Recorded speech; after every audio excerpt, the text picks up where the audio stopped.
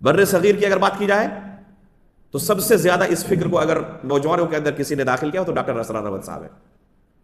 بلکہ بہت سارے نوجوان جیلوں میں ہیں، انہوں نے خود اقرار کیا کہ یہ فکر ہم نے ڈاکٹر اسرار احمد صاحب سے لی ہے.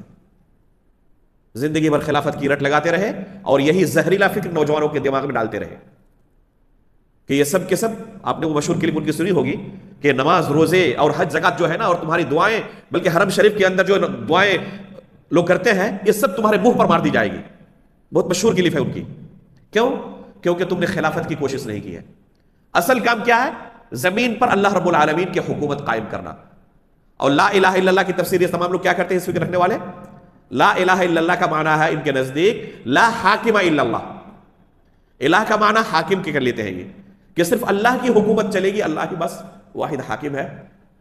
اسی کلمے کے لیے تمام انبیاء کو اللہ رب العالمین نے بھیجا، اللہ کے رسول کو بھی بھیجا.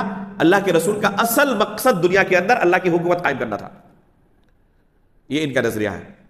حالانکہ قرآن کریم جگہ جگہ پر اس باطل فکر کی تردید کرتا ہے. اور لا الہ الا اللہ کا کیا معنی ہے؟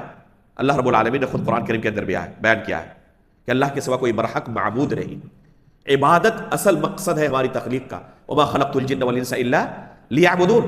مولانا مودودی نماز، روزے اور حج، زکات وغیرہ جو بنیادی ارکان ہیں اسلام کے، ان کو ٹرننگ کورس کہتے تھے کہ اصل جو ہدف ہے اور ٹارگٹ ہے اس کے لیے بس ایک ٹرننگ کورس ہے. یہ اس کی حیثیت بس یہ ہے.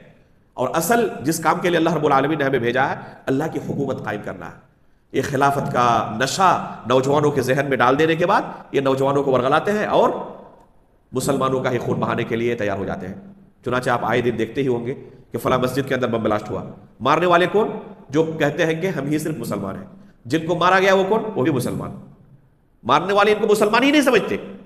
یہ سب کے سب کافر ہو چکے ہیں، ان کا خون حلال ہو چکا ہے. مارنے والے سمجھتے ہیں کہ ان کو مار کر ہم نے بہت بڑی نیکی کما لی ہے. تو یہ خوارج کی فکر تھی علی رضی اللہ تعالیٰ عنہ کے زمانے میں. اگر صحابہ کرام سے یہ راضی نہیں ہو سکتے تو عام لوگ اس سے راضی ہو جائیں گے؟ اگر صحابہ کرام سے راضی نہیں ہو سکتے اور ان کی نظر میں صحابہ کرام کا ایمان بھی مشکوک ایمان ٹھہرتا ہے اور ان کا خون حلال ہو جاتا ہے، تو ظاہر سی بات ہے کہ دوسرے لوگوں کا خون تو بہت ان کے لیے سستا ہوگا. تو یہ فکر آج کی تاریخ میں بھی اگر کہا جائے دنیا کے اندر سب سے زیادہ بڑے فتنے کی شکل اختیار کر چکی ہے.